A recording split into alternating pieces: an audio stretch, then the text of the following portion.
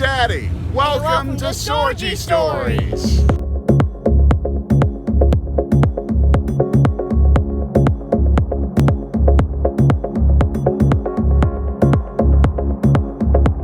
We are inside Colectivo here in Bayview, one of the great neighborhoods of Milwaukee.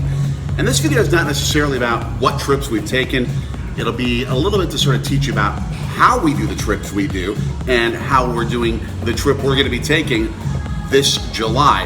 We'll have already started the trip by the time you're watching this video, as our first video from that trip will be next week. But this is about showing you what we do, how we do it, and it's a process. Yeah, it really is, and he does most of the work, and it takes months. It does take months, and step one about how we decide what we're going to do for a Brewers road trip is when the schedule comes out. Yeah. Nice pretzel.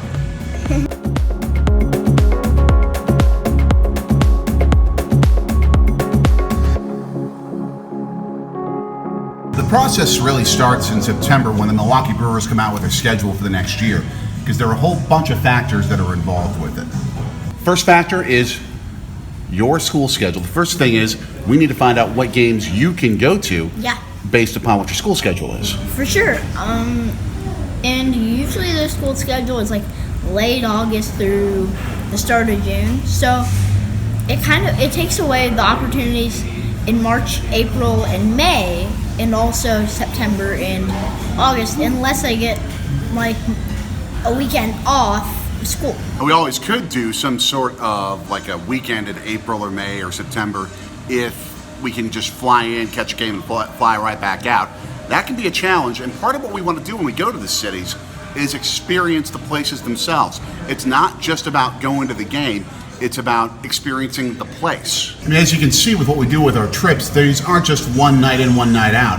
These involve a lot of stuff going on. It can be 4 to 5 days. We'll sometimes take side trips to cities along the way. Like when we were in Minnesota, we stopped off in Madison first before enjoying so many different things that we did in Minnesota. And in reality, it took a lot before we even got to the game.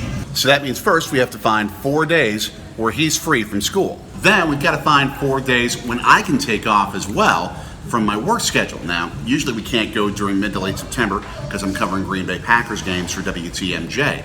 But this year there was a little added problem thanks to a really good situation for a certain basketball team in town.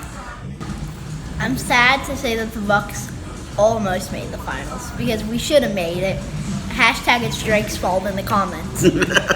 But what that means is I couldn't take off during June, or at least the early to mid portion of June, and we missed an entire opportunity to go to the West Coast and see the Brewers in San Francisco and San Diego, which would have been a dream trip.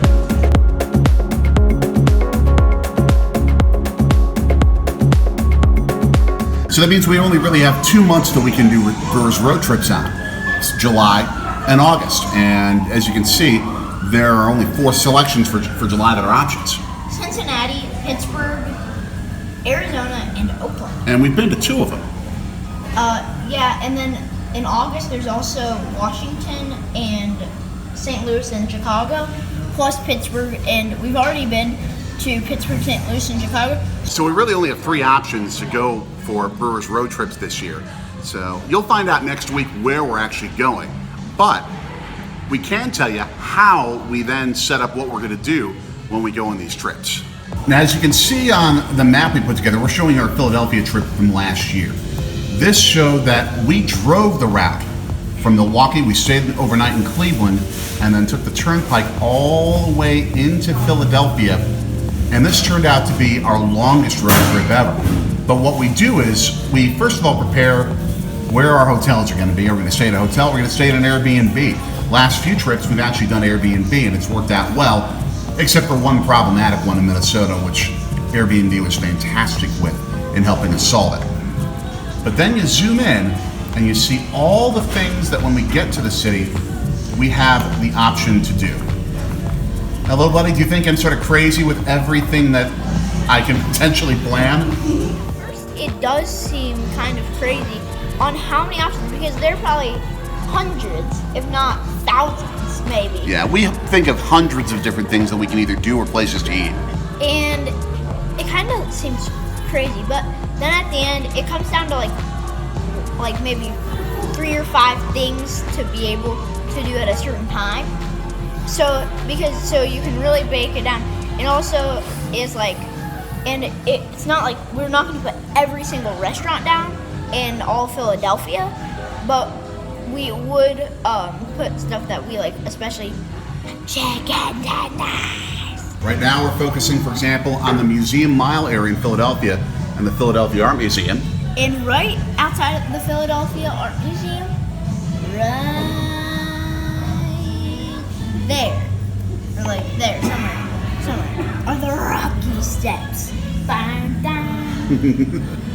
And of course, when you want to see everything that's around a certain area, it's really critical to note not just what's there, but all the food options that are around there. Because what if, spur of the moment, this little guy right here decides he's a little hungry?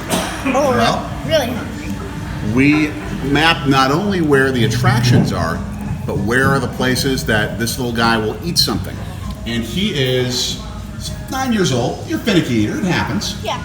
That's part of what happens when you're a child. So we research from suggestions from friends, but also many different travel blogs and a whole bunch of different other sources like eater.com and their restaurant recommendations.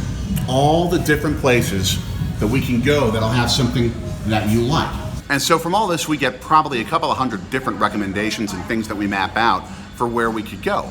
But we never actually decide on what we're going to do immediately until only a couple of days before, because the idea is it's giving us options and we know what's going on in the city. We know where to go. We know the safe neighborhoods. We know the places to go and not to go. And it really helps us. And it's months of work, but it's worth it.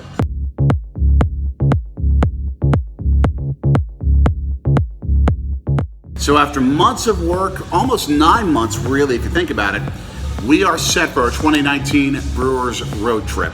If you want to see the content of the 2019 road trip, which I'll just say it's going to be fun, and it's something we've never done before. Never. And so subscribe, hit that bell, because it'll notify you whenever we post a video, which can really help, and you can watch it right away, especially during summer. And other than that, like, share. And tell us in the comments, by the way, what are your favorite road trips that you've ever taken, baseball or otherwise? The places you love to go, the stops along the way, the other things experienced in all these places. Give us your thoughts, because we're all about road tripping on Sorgy Stories. This guy's Anthony. I'm Jay. See ya.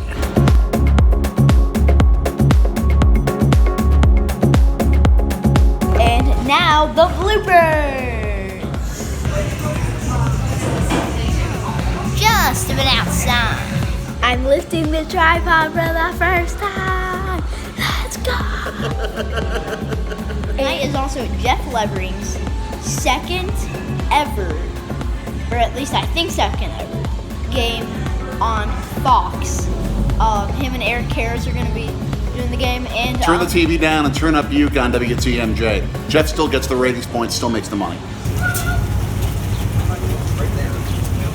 You don't need coffee. But I need fountains.